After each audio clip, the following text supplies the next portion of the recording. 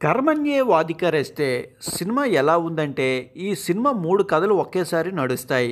అయితే ఒక కథకి ఇంకో కథకి ఇంటర్వెల్ వరకు సంబంధం లేదనే అనుకుంటాం. ఫస్ట్ హాఫ్ అంతా వేరు వేరు కేసులు అని చెప్పి చూపించి సింపుల్‌గానే ఇన్వెస్టిగేషన్‌తో మధ్యలో అర్జున్, సుభద్రాల లవ్ స్టోరీతో సాగిపోతుంది. ఇంటర్వెల్‌లో కిరీటి, అర్జున్‌లకు ఇద్దరికీ సస్పెన్సు ఆర్డర్ రావడంతో నెక్స్ట్ ఏం జరుగుతుందనే ఆసక్తి నెలకొంటుంది. సెకండ్ హాఫ్లో ఒక్కొక్క ట్విస్టులు రివీల్ చేస్తుండడంతో కథ మరింత ఆసక్తిగా అనిపిస్తుంది. ఈ కేసులు అన్నీ ఒకే చోటు కనెక్ట్ అవ్వడం, వాటికి సంబంధించిన ఇన్వెస్టిగేషన్ బాగా రాసుకున్నారు. అయితే దాన్ని ఇంకాస్త క్లారిటీగా చూపిస్తే బాగుండేది. అయితే లాస్ట్లో జై, అర్జున్, కిరీటీలను ముగ్గురిని కలుపుతారేమో అనుకుంటాం కానీ కలపకుండా part 2 అనేశారు.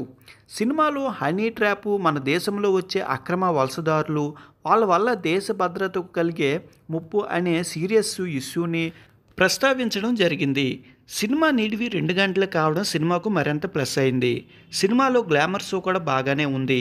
Brahmaji senior police officer పాత్రలో బాగానే నటించారు. మరొక పవర్ఫుల్ పోలీస్ పాత్రలో సుత్రా కూడా కనిపించారు. చైల్డ్ ఆర్టిస్ట్గా ఇన్నాళ్ళు మెప్పించిన మాస్టర్ మహేంద్రన్ ఈ సినిమాలో 2 షేడ్స్లో నటన ఆకర్షించారు. సినిమా అయితే చాలా బాగుంది, ఒకసారి చూసేయండి మరి.